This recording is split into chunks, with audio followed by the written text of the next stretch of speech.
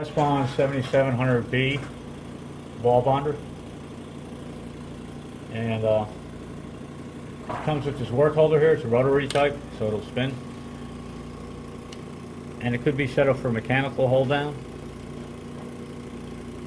or vacuum hold down. Right now I have it set up for vacuum hold down, so this piece is being held by vacuum.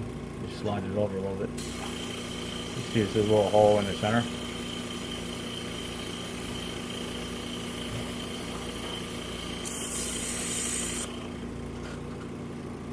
Okay, so that'll hold the work in place. You have a stage, you can lift it, move it up and down by adjusting this knob here. Going back to the temperature work holder, heated work holder, you do have a temperature controller up here.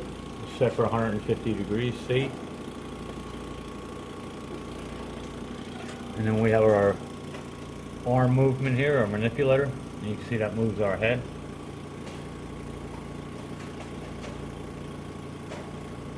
This is using a 0.625 length capillary, and I'm using 1 mil wire, which is loaded up here on the spool.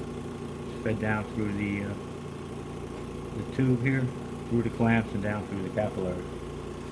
The capillary also has a radiant heater, and that's set with your tool heat here.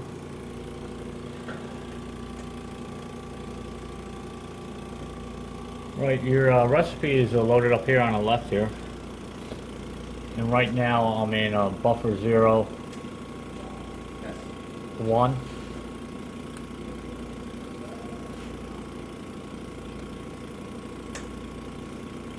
Then you can change to 2 and 3. So this will hold 27 recipes. And just by changing your first number here, you'll see that the program is now 1, 1. Change to 1, 2, and 1, 3. Each one is a separate recipe. Let's just go back to 0. This will go all the way up to 9 by setting your first digit on your input here. Okay, so on that one, and we'll just step through the recipe by hitting the edit button. If you look to the left here, you'll see that bond 1 of 2 is, we'll edit it here.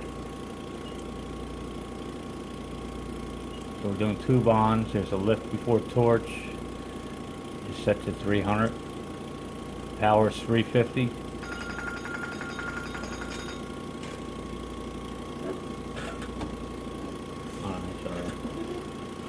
Okay, and bond 2 is 300 for the power. And you see there's a suggestion here, so it'll suggest what the setting should be. There's our time for 1. Time for 2, ramping's off. Force for 1 is high. No, I have it currently set for low. And force for 2 is high. Our loop height is 50 mils, and that's it. So what I'll do is a couple of bonds here to demonstrate that it is working. We have our microscope here. I'll be looking through the microscope.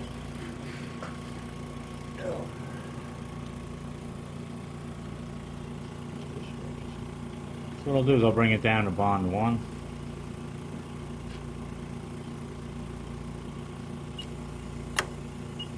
Once it beeps, you're at loop and you want to come back down to bond 2. And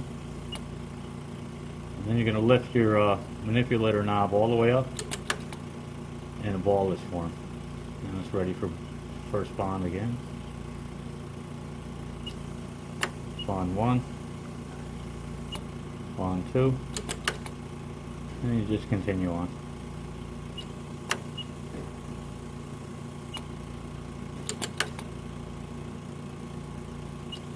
Let's do one more.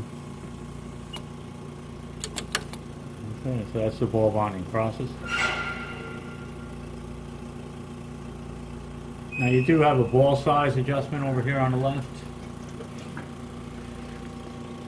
You can do a torch again if it didn't fire correctly. It'll just fire for you. You can see the ball fault is set, so if the ball wasn't formed, it would give you an indication that there's an error. You can use the thread switch. You thread the wire through the capillary and then bond off. I'll have to do that now. And then you got an up-down adjust, will adjust your tail length. This is all explained in the manual that you'll receive. So. And you just bond off here again.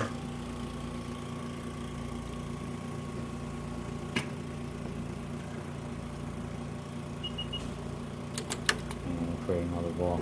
And we're good to go on this bonding.